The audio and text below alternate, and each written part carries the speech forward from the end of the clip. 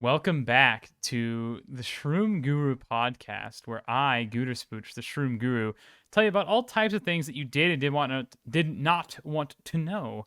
With me today is my co-host, as always, Michael. Say hello to the people, Michael. Oh, hello. We've come together on this lovely day, this day of 5/31/2022, in order to bring to the people a certain attention and understanding that, well, the U.S. government does not know how to spend its money, and to a greater degree, the majority of the armed forces and police don't know what the fuck they're doing or what to do with the things that they get. Would you agree with that, Mike? No, what are you talking about, F-35? Was it where did the shit sickle incident happen? The to the legs one was that not was that Siberia? No, that was the Caucasus Mountains. Okay, the Caucasus Mountains shit sickle incident, and then like the Siberian fucking shit tree, right? It was in Yeah. Siberia, Then not Siberia, northern Russia. northern Russia, but not the Siberian fucking like doodad. No. Okay, well, in any case, today we're going to be talking about what equates to basically scams, but like just really stupid shit that the military, or at least the government, has spent money on. And I've got a quick and nice one. This one is, well, how do I put this? A terrible idea, executed poorly. Ooh. Yeah, so like, okay, Mike, what is one of the biggest problems in the armed forces? um. It's the one you're probably thinking of. Hmm. All these dang women. It relates to like misogyny and shit like that, but no, Mike, sexual assault and violence. Okay. That's very bad. We here on the Mhm. Stream Guru podcast find it abhorrent, correct? Yeah, we're taking the very controversial stance of being against sexual assault. Yes. Well, do you know who else takes a very controversial stance against sexual assault, Michael? I assume the U.S. Army. No, the Sexual Assault and Prevention and Response Unit, in general, SAPR. I think it's just called SAPR. For the military, it's a whole like section of the military that it specifically tries to help victims in military service and assist with survivors. That's pretty good, right? It's a good mission. You would agree. On its face, sure. Now, what is like a really cost-effective way to make sure that people are getting the message? What would you say to that? What do you think would be a good idea? Hmm. If I wanted my troops to get the message, Yeah. I don't know. I mean, it is the military. I'd probably just have them like line up and I'd yell at them about it. See, Mike, you could yell at them once, but you yell at them a bunch, so you'd have to keep doing that. Do you know what you could do instead? You could leave a message that will get to them every single time that they're thinking about stuff like that. And what's a great way to do that, Mike? I'll tell you. Give them chapstick or lip balm. Hmm? Hmm? That's a good idea, right? Okay. So what they did was they went ahead and they made these little chapsticks slash lip balms, and the people at home won't be able to see it, but you can just look up SAPR chapstick or lip balm. That's what it looks like. On the side it says consent, ask, communicate, to try to boost the levels of consent, so there's not sexual assault via a lip balm. Now, Michael, out of 10, how effective do you think this is? Um, out of 10, a big fat 0. Yes, a big fat 0, I would agree. So, Michael, can we agree that this is a poor idea? Yes. So then that's the first part of it. But then you're probably wondering, how could they possibly bumblefuck this up and execute it poorly? You're probably wondering that, aren't you, Mike? I am. Well, what's one thing that you cannot have in the military? Straight up, you cannot have it. Hmm. Um. I can think of a few things, but I guess alcohol. Close. You cannot have hemp products. Oh. Michael, what do you think was in this lip balm? Oh. I guess if I had to go out on a limb, I'd say some sort of hemp derivative. Yes, Michael. Have you ever heard of let me make sure I get this right. Tetrahydrocannabinol. Oh fuck! Yes, the lip balm somehow had THC in it. Uh, the active agreement in Yeah. Mary Jane.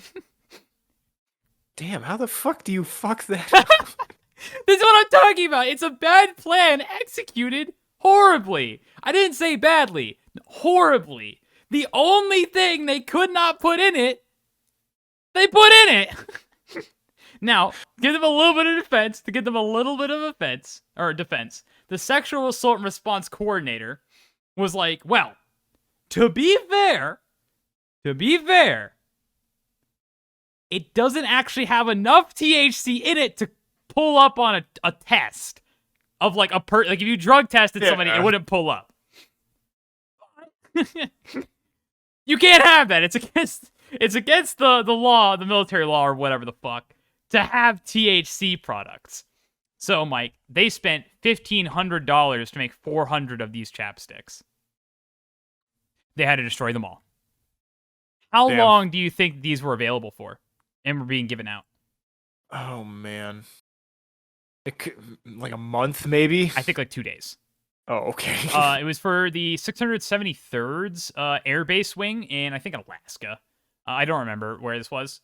But in any case, basically they were like, all right, December 13th, they started distributing them. December 14th, the vendor was like, oh yeah, heads up, just saying that, like, we forgot to mention that this has THC in it. Is that going to be a problem?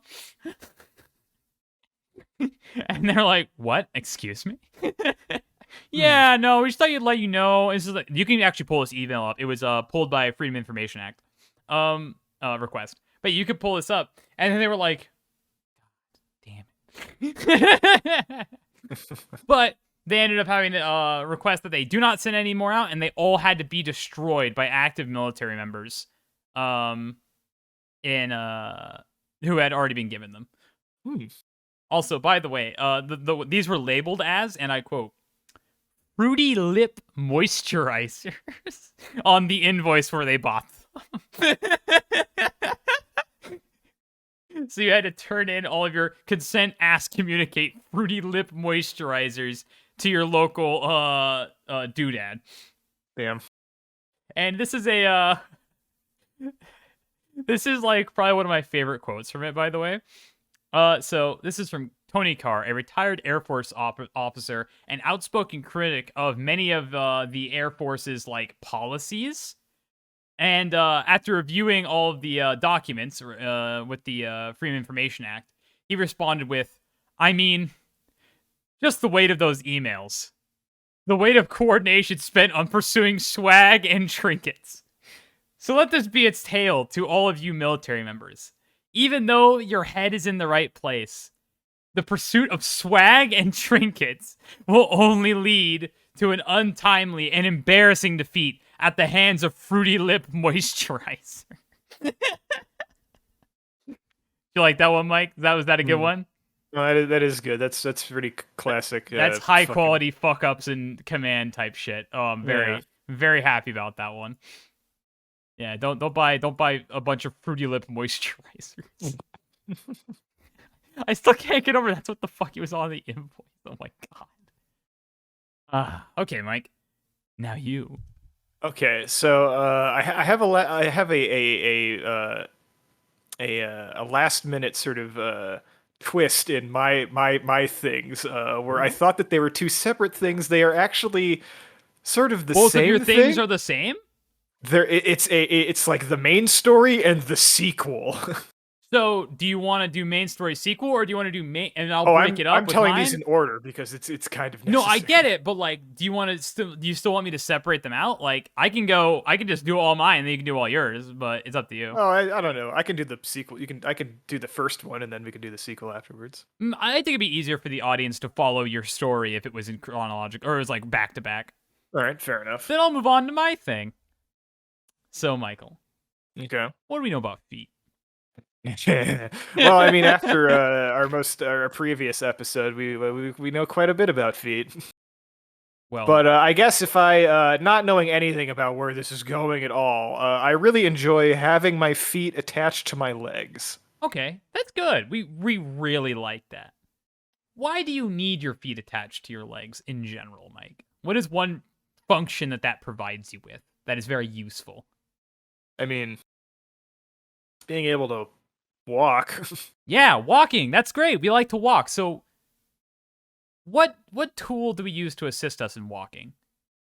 Our feet. Yeah, no. Do we put them on the feet because Oh, otherwise your feet would get oh, all ouchies? right, our little feet hats. Yeah, little feet hats, otherwise known as shoes.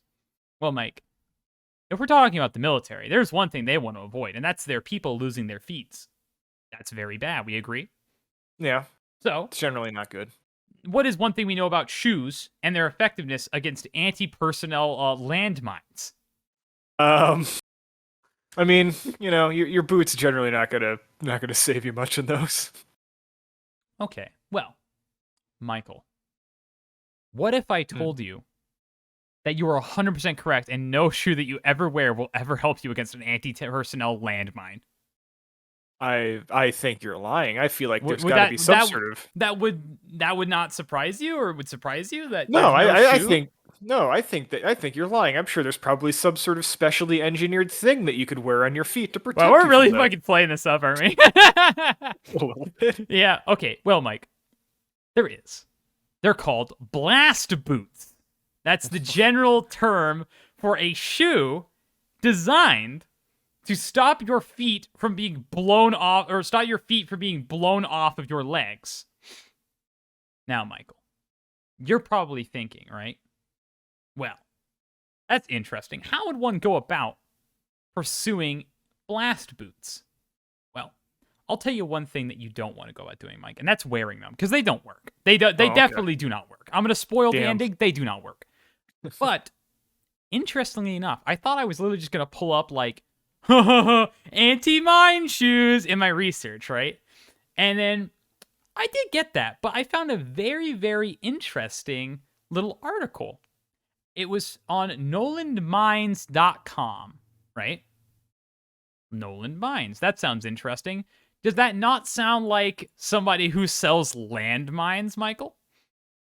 Noland Mines. That's like, oh, that's a company that sells mines, right? That would make sense. Yeah, I or don't- it could be like no landmines. Exactly. You actually got it correct. It's actually a resource for the humanitarian mine action.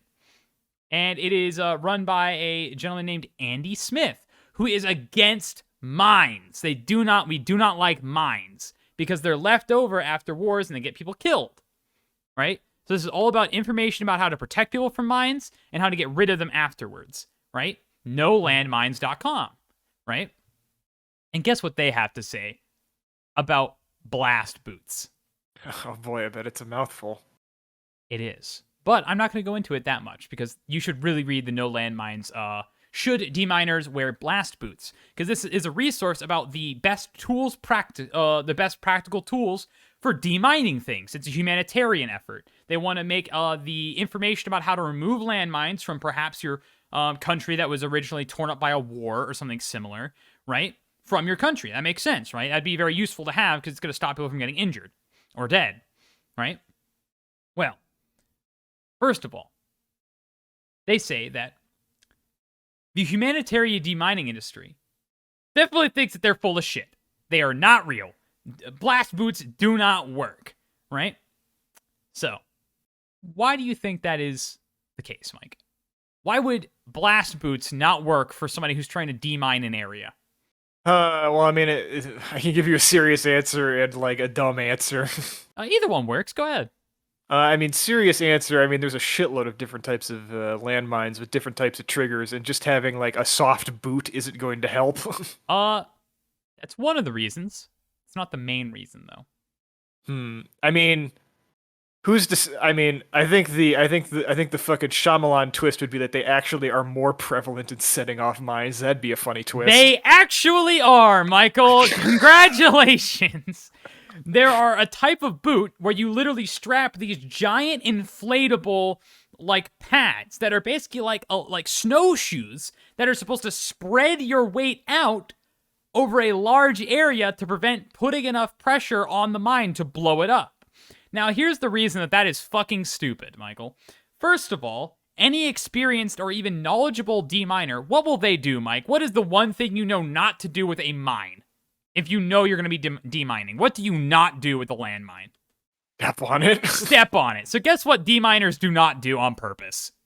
Step on them. Step on landmines. Do you know what makes it harder to not step on landmines? When your feet are when your feet are huge. 5 times as big and don't stop the landmine from going off. Those don't work, Michael. So, that's the first one. So that type of landmine does not prevent you. You're just making it harder for good deminers to not step on landmines. What do you think the second problem with blast boots are? These are the normal ones that are not humongous inflatable walking pads. I probably imagine they can't be very easy to walk in. No, Michael. They don't work. Well, Ones yeah. that are supposed to protect you cannot protect you. They actually have a picture of a 35-gram Tetril landmine, right? Of the boots afterwards. Michael, do you know what they look like? Probably like whatever. They do not look like boots. Yeah, okay. You know why, Michael?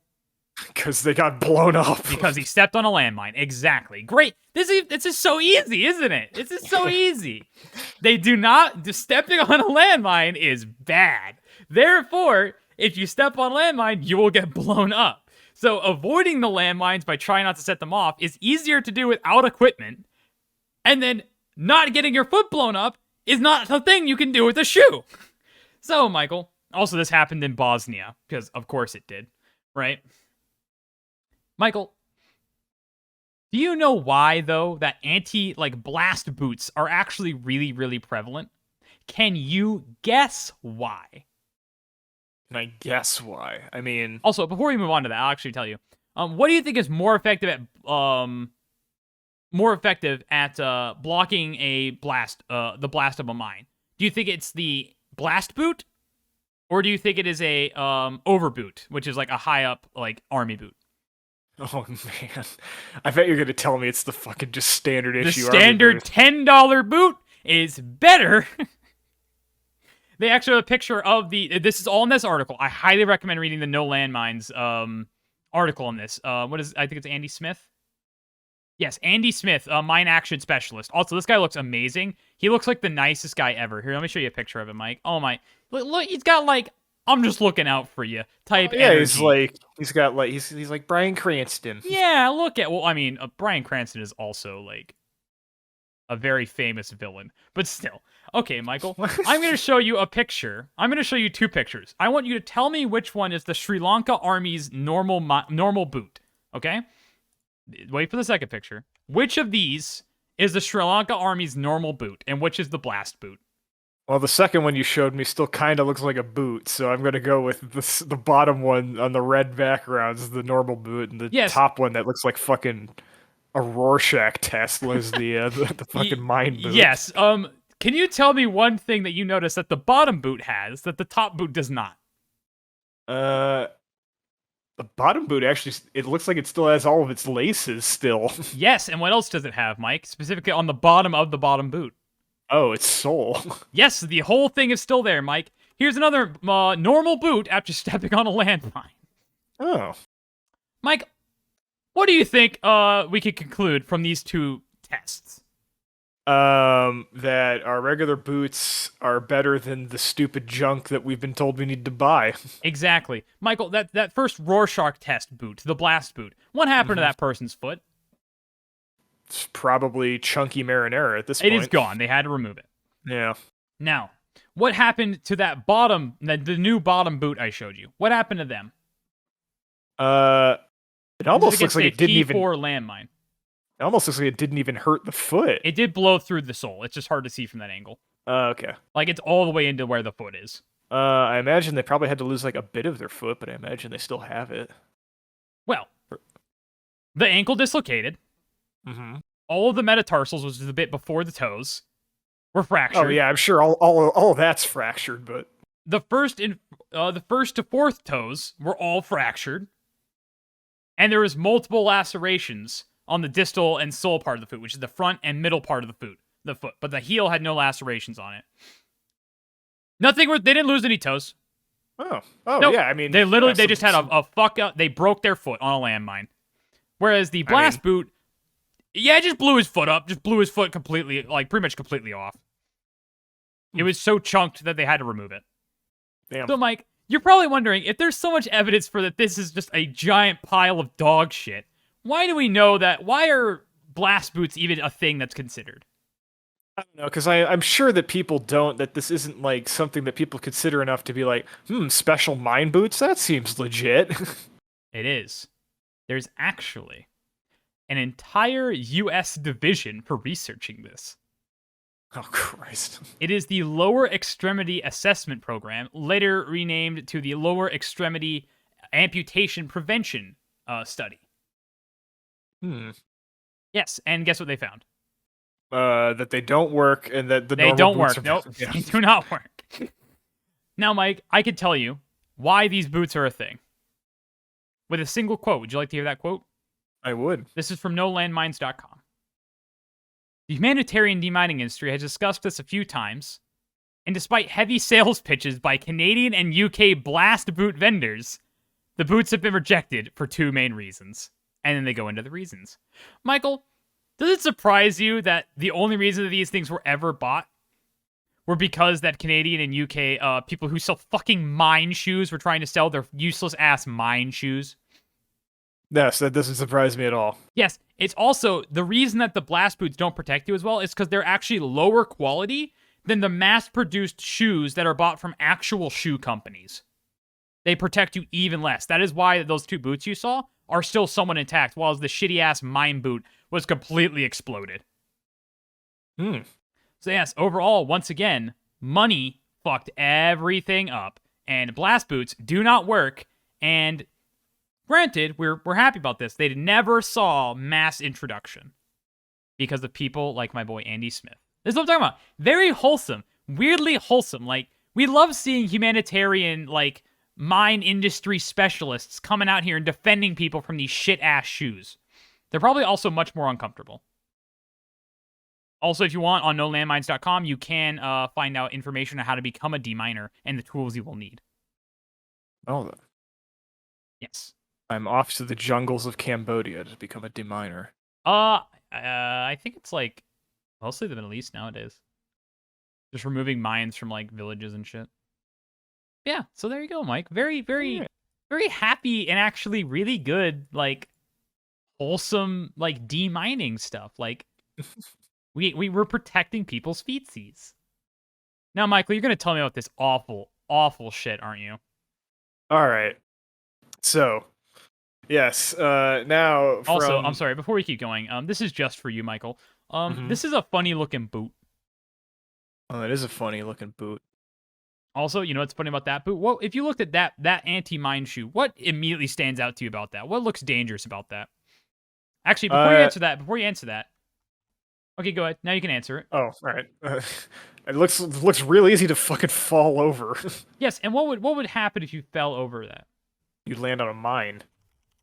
No, Michael. What would happen to your leg? Oh, you'd dislocate your ankle. You'd break your ankle, Mike. Doesn't it look alarmingly similar to the original moon shoes, Michael? So just make sure you know that this is a terrible idea through and through. Now, Michael, tell us, what do you have today? Okay, so I have the Quadro tracker. Ooh, say it again. Yes, the Quadro tracker. Yes, okay, go ahead. So... this was originally a device invented in the early 90s. I don't have its original invention date, but it was invented as a way to find lost golf balls by a guy named Wade L. Quattlebaum. Oh my god. I believe that's how you pronounce his last name. That's a fucking cool-ass name. Yes, a former used car salesman, so you know this guy's legit. Yes, the famously trustworthy individual, the used car salesman. Yes. Please tell me Quadro Bomb is like not even his real name. I don't know about that. Maybe. Oh, okay, yeah, go ahead. I think it was the Quadro tracker was sort of its rebranding after I believe it was originally called like the Gopher or something, or that may be some other like totally different like golf ball tracker, quote unquote. Before you get going, do you think that they renamed it to the Quadro Tractor because it sounds more like 911 tactical gear, like hog shit? Yes, like first 911 like tactical gear shit. Okay. Oh, so that was why they renamed it. I mean, maybe. I mean, this is get yourself a Quadro whatever tracker, and they're like, "Ooh, that sounds official." We're certainly going to. I mean, the second part of the story is definitely going to involve 911. Okay, I'm sorry, I'm getting ahead of you. Yeah. Present, Michael. My bad. My bad. These are being sold through the Quadro Corporation. Oh my god. Now, the Quadro Corporation was not around long, only 3 years, 1993 to 1996. Okay. Yeah. I believe there were two versions priced between $400 and $8,000. Christ. And they only made less than 1,000 units. Okay. Yeah. So basically, what this device is and did is you have a locator card, which you would take the essence of whatever you were trying to detect, which is it's billed as it could detect. What the fuck is the essence? I don't know. What does that mean? It could detect drugs, explosives, and weapons. What the fuck? Yeah, so you take a signature or essence of whatever you're looking for. Wait, could you like break off a piece of a sword and detect Hattori Hanzo swords or whatever with it? Yes. That's what they literally sold it as. Yeah, what a handgun in this car, and you can detect hand. Yes, literally. Oh my! No fucking way this is real. No fucking way this is real. So you put the signature on the locator card, and then you put it into a card reader, which is essentially like an old tape cassette reader, like a Walkman. Okay. And you put it on like your belt or whatever, and this was connected to like a little like handheld device with like an antenna, which it's an old like I don't know if you know like old like phone or radio like telescoping antennas. Okay. Yeah, so it was just basically just like one of these, and like the idea was that the antenna would like swivel and it would point to wherever the location of the thing that you're looking for. So it's like a dowsing rod for guns. Yes. What the fuck? And the more expensive version could even you could take like a Polaroid photograph of like whatever you're looking for and put it in the thing, and it would find whatever the subject of the photograph is. No fucking way! There's no way this is real. Yeah. Take a picture of a gun and then point this at it and it'll find it. Yeah, which a quote from the corporation was a Quadro units have been designed to locate people from a photograph as well as from a fingerprint. Thus, missing persons or escaped prisoners can be located with ease. The machine will identify an individual no matter what disguise or surgery is undertaken. It has been tested over a distance of 500 miles and will track, we believe, at any distance. Oh my god. No fucking... Somebody bought this, didn't they? Oh my god, somebody bought this. Oh, we'll get to that. Okay, I'm sorry, go ahead. Oh my god. And so just to sort of pile on the bullshit, the Quadro Corp's explanation for how this thing worked is that it oscillated static electricity produced by the body, inhaling and exhaling gases into and out of the lung cavity to charge free-floating neutral electrons of the signature card with the major strength of the signal. What the fuck? Oh my god. Mike, what the fuck? Yes. It's literally just a dowsing rod. Yeah. But, so, immediately, a bunch of cops want to buy this. U.S. cops want to buy this. They're like, wait, so I can put criminal DNA in this, and it'll help me hunt down criminals that I can shoot with my gun.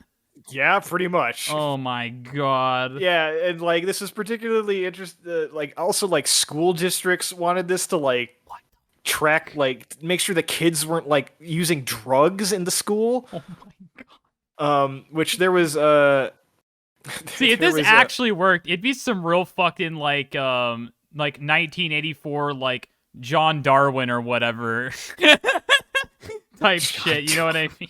Yeah, which there is a McKinney Independent School District in Texas. Oh God, they're never living this down. Some school officials were quoted, and this is even after like this was turned out to be a scam. They continued to use them, not under the idea that they actually worked, but that the idea of like if we tell kids that we have these things and like that we lie that they work, that it would be a deterrent. Literally the panopticon. Yes. Wow, that's fucking awful. That's actual fucking nightmare. Where is this? Wisconsin, you said? Texas. Oh, of course, fucking Texas. Yeah. Oh my God. Please see, like, I'm not surprised. They're like, yeah, we put the I mean, this is gonna sound so fucked up. We support all people on this show, but still, they're like, yeah, you put a rainbow flag in this, you can find the gays or whatever. Jesus Christ. Yeah, oh my Lord. Yeah, the Texas Department of Public Safety, like there was one instance where one of these things bozos was used in an attempt to find a missing murder victim, a kid. God. It didn't work, surprisingly. Oh my God! Oh, the cops are so fucking stupid. Yeah. Oh my God. Yeah, the Jefferson County, Texas Narcotics Task Force commander said about the Quadro tracker. We played with it in the office and got mixed results. Sometimes we'd find something, sometimes not. Our rate of success was about half. I think it was either blind luck or a Ouija board effect. It's not near as consistent as drug sniffing dogs, but there are no vet bills.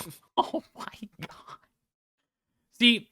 There's two ways to look at that statement. Either as propaganda, where you're like, oh, the cops are just having fun or whatever. But then I look at it and I'm just like, no, the cops are not having fun. The cops are just incredibly incompetent, stupid fucking kids who don't know what they're doing. Yeah. Sorry. Got a little angry there. ACAB, fuck 12, fuck the police, abolition now. What else? Yeah, unfortunately, the FBI are the heroes of this particular instance. No. Yes, because one FBI agent really got like word of this thing being used and was immediately like, "No fucking way, this is real." And so he was like me. He was like, "They're using fucking dowsing rods." Yeah. So he managed to get a hold of one of the devices, and he took it back to the FBI's Sandia National Laboratories to, put it through the ringer. Uh-huh. And naturally, they found didn't work. They found that the Quadro tracker contained no electronics whatsoever. It reminds me of those fucking like micro ball beads thingies for like washing your clothes, where they like energize your fucking detergent with like ions or whatever. You know what I'm talking about? That fucking scam shit. Yes, it was merely an empty plastic box in which only metal parts and a couple of wires were attached to the antennas. Loose mouse turds in there and shit. It's funny you say that. Oh no!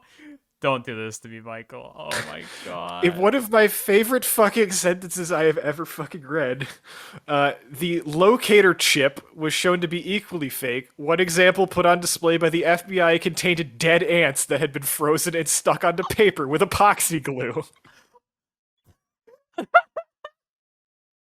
Oh my God. Michael, this story has a sequel? Yes. Okay, Mike. Oh, give me a second. Oh my Lord. Okay, Mike. I'm ready. Go ahead. Yes. Go ahead. Hit me with it. Okay, so naturally, the company did not survive this investigation, as they were quickly brought up on like wire fraud charges in 1996. And it's continued for, I believe, about a year. But unfortunately, they were all the three men that were eventually charged as part of this were eventually acquitted. Which would have consequences. Yeah, doesn't it always? Yes. But yeah, it was just found that it was just like a total fucking scam. That's really fucked. I like how like the things I'm showing are just like fuck ups and like stupid shit, and then you're like, yeah, this is a literal scam. Yeah, no, this is just a literal scam. Damn. Did they say how many like units they sold? Yeah, just under 1,000. So like, do we have the total like money they made off of this? Not no, unfortunately. I Damn. mean, they're fairly small dollar amounts, at least from the ones that I have listed. Because like a lot of either school districts or police departments only bought like one or two amount or a piece, so it's anywhere from like 800 to like $5,000 really in total for some of these. God.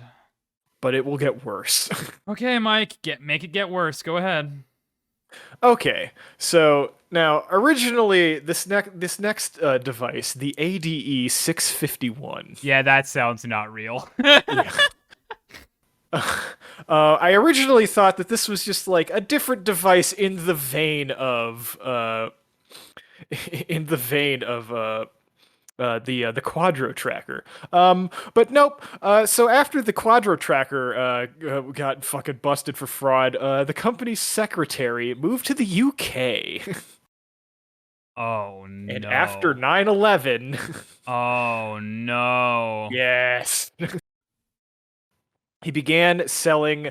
What do they call this thing? Fucking. More like programmable, like molecule sniffing devices as a way to the UK's Defense Department. Damn. Yeah. It had to be Brevland, didn't it? If it wasn't the US, it had to be Brevland. Oh, yep. Christ. Okay. Wow, we're really doing this. Now, more dowsing rods. Yeah, now where the Quadro tracker went from, I think I said it was like 400 to like $8,000. Yeah. These were going for up to 60,000 US dollars. Jesus Christ.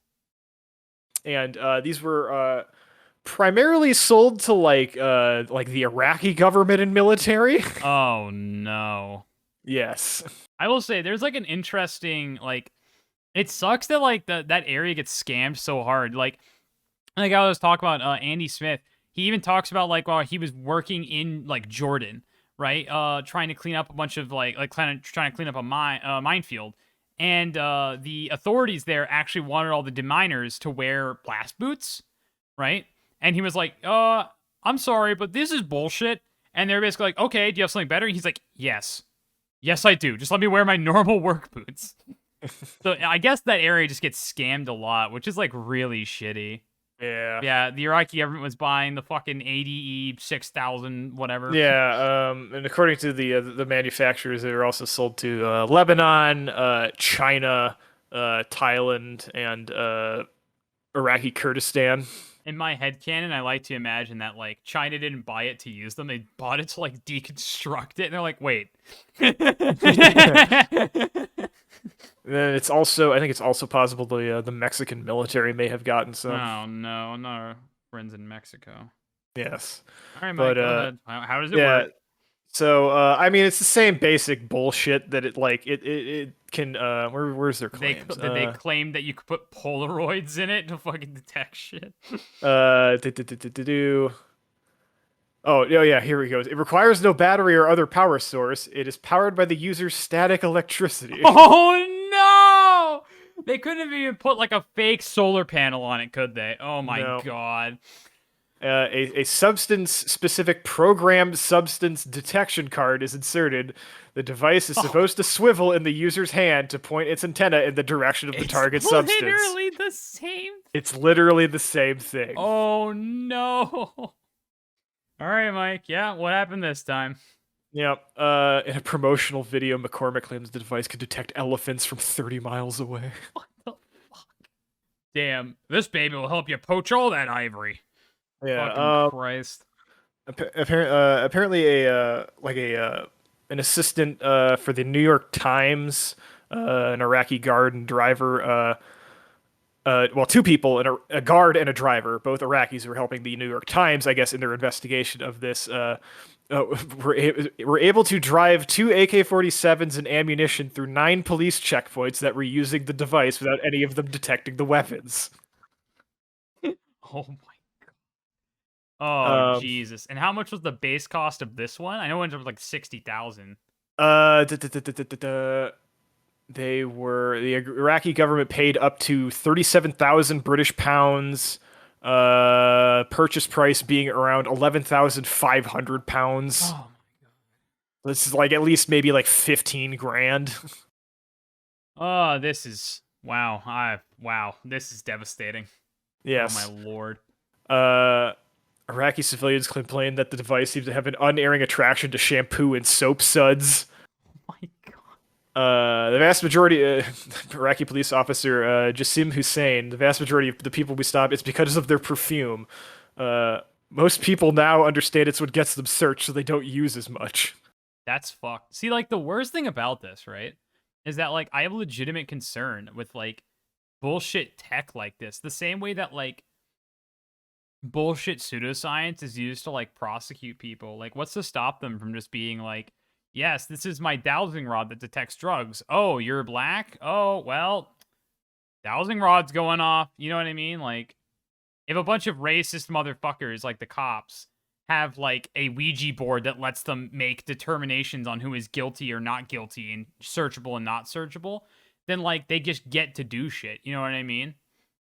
Yeah. It's such fucking bullshit. Like, I hate this garbage. Oh my god, it's so fucking stupid. Like, the amount of scientific literacy that people have is so low that they literally just can't understand when they're getting fucking scanned, and it's such fucking garbage. Oh my god. Sorry. Yep. Sorry. Yeah.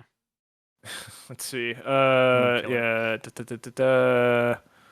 BBC's Newsnight program investigated the ADE 651 in a report in January 2010, asking the University of Cambridge Computer Laboratory to assess one of the program substance detection cards used in the device. Did they add dead ants again?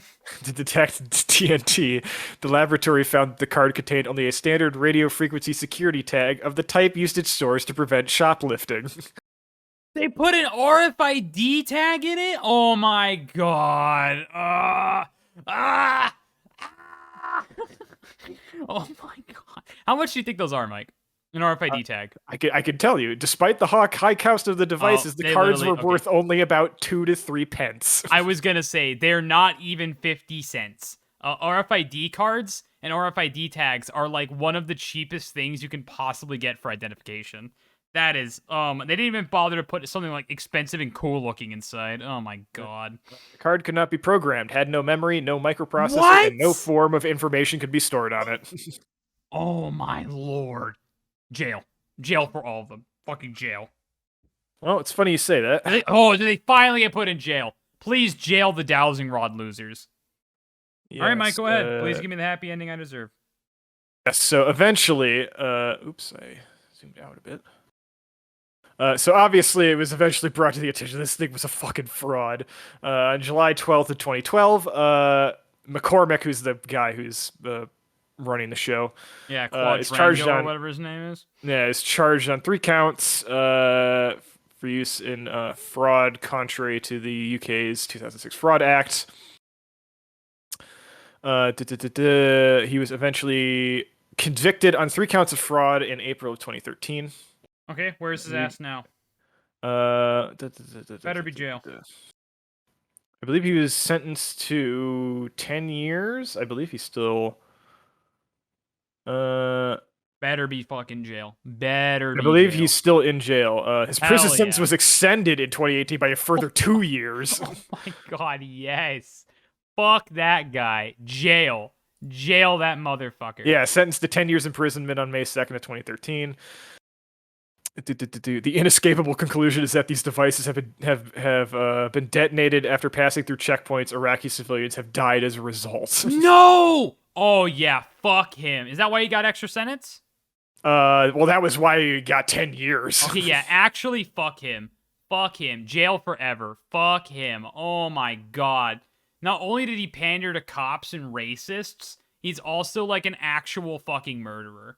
Like, oh my god, fuck him. Holy shit. Damn, Mike, now I'm all mad. Okay, we're gonna close the podcast with more Andy Smith content. Andy Smith is fantastic. So, just gonna go...